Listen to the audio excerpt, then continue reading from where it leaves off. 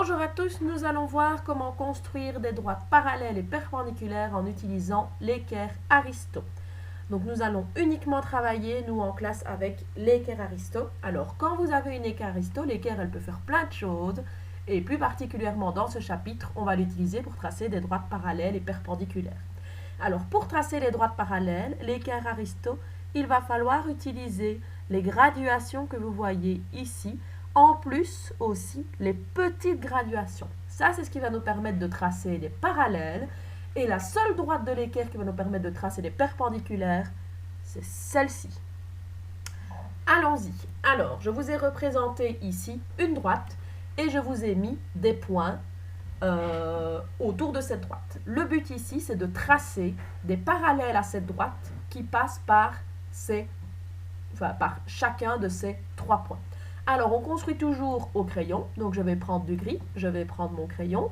Et donc, je vais apprendre à utiliser mon équerre. Alors, pour tracer des parallèles, il faut tout simplement que la droite ici soit superposée aux graduations parallèles que vous voyez sur l'équerre. Donc, je dois prendre mon équerre et tenter ici de la placer parfaitement parallèle à la droite. Est-ce que je suis parallèle ici? Non. Je vais un petit peu tourner. Voilà, ici, j'ai l'impression que je suis parallèle.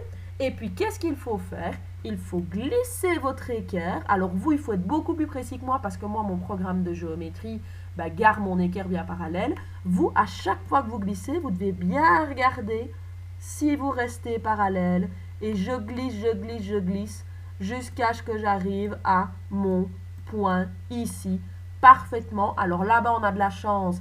C'est parfaitement aligné sur une des parallèles de l'équerre. Vous devez regarder du bout jusqu'au bout pour être sûr de vous. Et donc, quand je suis sûr de mon coup, qu'est-ce que je peux faire? Je trace ma droite et j'ai bien 2 droites qui sont parallèles. Alors, ça ne va pas toujours bien tomber. Donc, de temps en temps, quand vous allez faire glisser votre équerre, je glisse et j'essaye d'arriver à ce point-ci. Regardez, je tombe sur les petites graduations. Alors, qu'est-ce qu'il faut faire? Il faut absolument être précis à 100%. Et donc, si vous voyez à la graduation là-bas 3 que je suis à 2 traits du 3, ça veut dire que de l'autre côté, je dois aussi être à 2 traits du 3 parfaitement. Prenez votre temps pour tracer, n'allez pas trop vite, soyez sûr de vous. Et quand votre équerre elle est bien placée, j'ai bien la même chose de chaque côté, alors là, je peux tracer ma parallèle. Alors, troisième situation qu'il va falloir voir ensemble. Donc là, évidemment, je suis de l'autre côté, donc je vais tourner mon équerre et la mettre comme ceci. Donc, vous êtes ici, et puis je veux aller jusque là, et puis je me rends compte de quoi? Que c'est beaucoup trop loin, mon équerre n'est pas assez grande. Alors, qu'est-ce qu'il faut faire dans ce cas-là? Tout simplement, on va tracer ce qu'on appelle une parallèle intermédiaire très fine. Donc ici, vous voyez, je regarde, ok, je suis bien parallèle, je vais tracer ma fameuse parallèle intermédiaire finement. Vous voyez qu'elle est moins grosse que les autres traits. Avec votre crayon gris, faites pareil, vous appuyez pas trop fort et vous tracez la parallèle. Et puis de cette parallèle intermédiaire, je vais pouvoir aller faire une parallèle à mon petit point. Je regarde, je mets ici, je dois être parfaitement placé pour mes graduations. Vous voyez que là, je suis à la 3e graduation, au milieu même de la 3e graduation. Là-bas, je suis au milieu entre la 3e et la 4e graduation. J'utilise et je prends mon temps pour être ultra précis.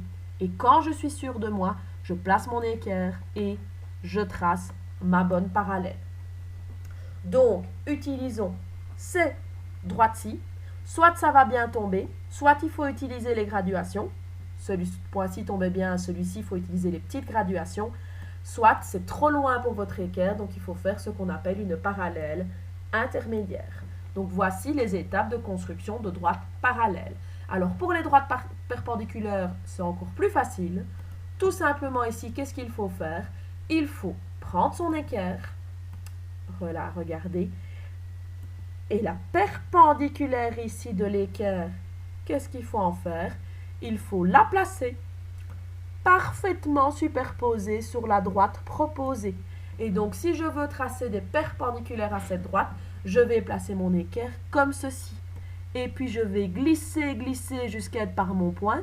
Est-ce que je suis bien mise ici? Oui, je peux regarder, je t'ai bien mise. Si vous êtes comme ceci, c'est pas bon. Si vous êtes ne serait-ce que 1 degré d'écart, regardez un petit peu, vous voyez que plus vous vous éloignez, alors qu'il y avait 1 degré d'écart, hein, ben plus vous êtes décalé, plus on s'éloigne. Donc il faut vraiment se mettre parfaitement ici, perpendiculaire.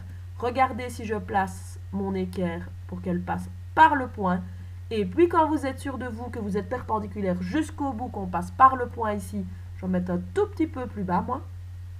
C'est difficile avec la souris. Comme ceci, perpendiculaire tout du long, même jusque là-bas au bout. Je passe par le point, je prends mon crayon gris et je trace. Et là-bas, vous pourrez mettre évidemment les symboles de perpendicularité. C'est le petit symbole comme ceci. Ça va? Alors, si je prends ce point-ci, et ben, si vous mettez votre équerre comme ceci, moi je ne suis pas contente. Pourquoi? Parce qu'on n'arrive pas à aller jusqu'au bout. Donc, s'il vous plaît, mettez le plus possible de la droite dans l'équerre. Donc, je vais faire pivoter mon équerre. Et là, je peux voir de ici jusque là que je suis parfaitement superposée à ma perpendiculaire de l'équerre. Je m'arrange pour passer par le point, perpendiculaire, perpendiculaire, bien superposé. Je place par le point et là, je trace. Et voilà comment on trace des droites perpendiculaires et on peut mettre le petit symbole. J'essaye de bien le faire avec la souris, c'est pas facile. Voilà, plus ou moins. Donc voici comment on trace des droites parallèles ou des droites perpendiculaires avec l'équerre Aristo.